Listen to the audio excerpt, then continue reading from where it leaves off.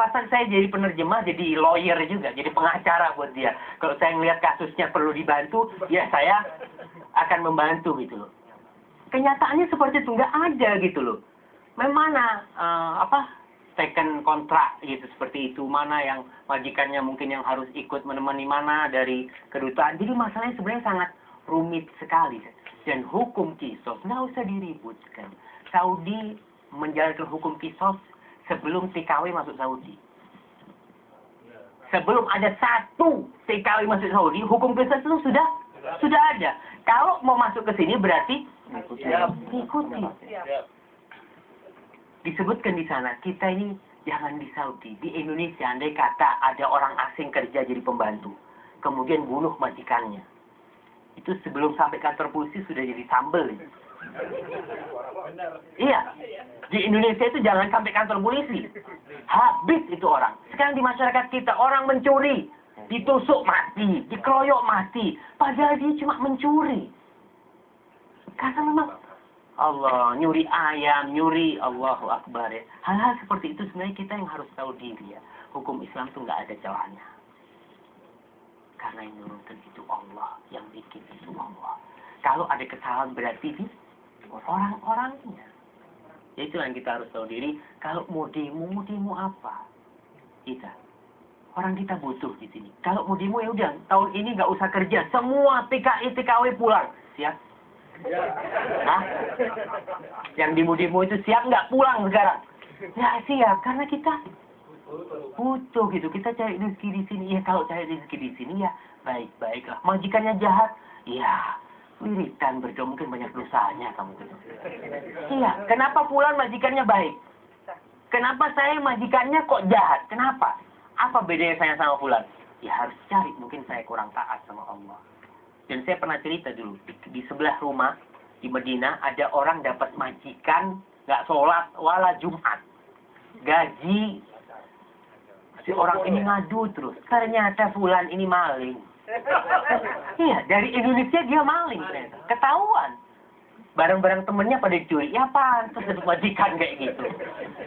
Jadi urusan masalah menebus ya, meskipun permasalahan itu, permasalahan fikih yang perlu dikaji, tapi yang berhubungan dengan urusan kisos ya, urusan hukum-hukum Allah ya kita harus menerimanya. Dan kalau kita tidak terima dengan hukum Allah ya kita yang bermasalah.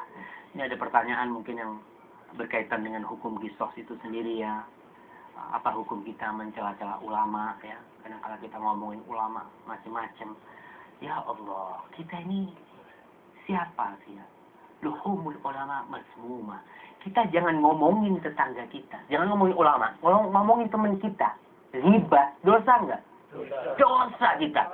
Apalagi yang diomongin itu ulama.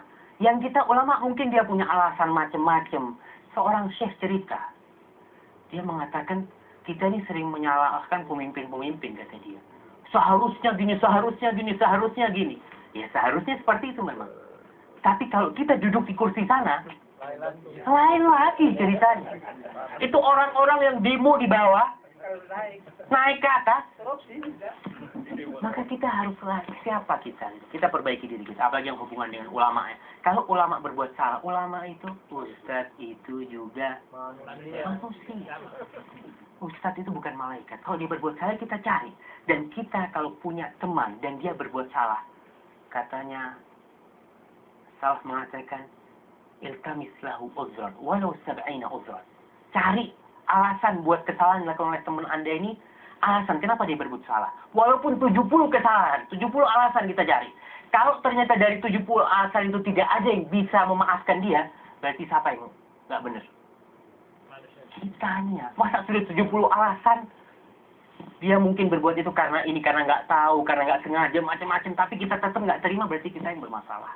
Jadi urusan dengan ulama, hati-hati. Kalau ulama itu punya salah, tugas kita adalah memberitahu, memperbaiki. Di Indonesia, MUI umpamanya kita ngatakan, MUI ini kok nggak ada kerjaannya. Ya nggak ada kerjaan, dikasih kerjaan. Iya. Kasih kerjaan umpamanya, MUI di Indonesia itu menanti bola. Kalau ada orang laporan, karena nggak digaji MUI itu. Saya kasih tahu kenapa MUI itu kerjanya seperti itu. Karena nggak digaji mereka. Mereka kalau kumpul, dikasih tiap orang 200.000. Itu kalau buat naik taksi nggak cukup. Gitu. Jadi mereka benar-benar orang-orang yang berusaha lah untuk memperbaiki, walaupun ada kesalahan-kesalahan. Tugas kita kalau melihat kesalahan orang adalah memperbaikinya. Kalau kita ngomongin sama teman kita, kau tahu fulan itu? Ya, kata dia. Orangnya jalannya kayak banci, udah dosa kita. Kasih tahu mas jalannya. Gak aman. Itu lebih baik daripada kita ngomongin orang. Wallahu a'lam bishawab ya. Jadi terakhir, tunggu tanya sama moderator ini. Ustaz. Enggak, kita mau batasi sampai jam berapa? Satu pertanyaan. Dua. Saya kasih 2 pertanyaan. Jangan panjang-panjang dan singkat Pak ya. Silakan Pak. Assalamualaikum warahmatullahi wabarakatuh. Waalaikumsalam. Alhamdulillah kepada Allah. Terima kasih waktu yang diberikan kepada Anda. Jadi saya tanyakan kepada Ustaz. Persis kalau Ustaz tahu dari Jawa Timur, Lamongan, ada ulama besar, yakni Ustaz Kiai Haji Abdul Rahman Samsudi. Munculnya pondok di Indonesia adalah bercabang dan bermula dari Pondok Pantura. Kebetulan saya menangis, beliau hidup, punya murid Ustaz Al-Rafiq Al-Gufron. Beliau menimba ilmu pada beliau. Yang kedua, Abu Nida alias Khomsah. Nah, ada sebuah kenyataan yang antum mengatakan itu persis kejadiannya. Kiai Haji Abdul Rahman punya santri besar, 1.500 orang. Ada satu santri ketika tidur, namanya Musta'in. Dia keadaan bungkuk, tulang dadanya patah. Setelah iman, Kiai Haji Abdul Rahman itu mengaji, malamkan keliling. Dan saya tanya, kenapa Yai nggak bisa, dia ngomong terus. Dalam setiap harinya itu ditulis di sebuah majalah sebelum meninggal, di Quran itu. Jadi tiap hari mengatakan Quran 30 juz. Dia kebetulan hafid. Punya istri 4, anaknya 27, semuanya di Madinah, di Ummul Qura dan di Kairo. Setelah itu ada pas ngaji Sahih Muslim. Orang-orang pesantren itu dibundeli Ustaz. Ada satu orang yang cahayanya mencorong mukanya begini, wajahnya. Dia dikasih bundelan. Bangun setelah pengajian Sahih Muslim ditanya, corongnya kebetulan disaduk sama Iman. Siapa yang dibundel, yang merasa saya bundeli sarungnya? Dia Musta'in. Tidak lama kemudian, alhamdulillah dengan izin Allah dia bagus, istiqomah, dan menjadi ulama besar sekali di Kertosono. Di Pondok Baitul Salim setelah Kiai Salim. Nah, yang saya tanyakan Ustaz, terakhir, malaikat adalah diciptakan oleh dari nur, iblis diciptakan dari api. Kenapa di ayat itu dijelaskan bahwa malaikat atau manusia itu lebih mulia daripada malaikat? Padahal iblis di situ berbuat satu kesalahan. Manusia berkali-kali melakukan sebuah kesalahan. Nah, bagaimana dengan kesinambungan ayat-ayat atau hal-hal yang dilakukan oleh umat Islam atau umat manusia khususnya? Terima kasih. Ya. Laqad khalaqnal insan fi ahsani taqwim. Thumma radadnahu asfala safilin. Illa alladhina amanu wa 'amilus shalihat falahum ajrun ghairu mamnun. Allah telah menciptakan manusia dalam wujud yang paling sempurna. Manusia yang paling sempurna. Bahkan malaikat disuruh sujud sama Adam alaihissalam. Adam ketika berbuat dosa, apa yang dia lakukan?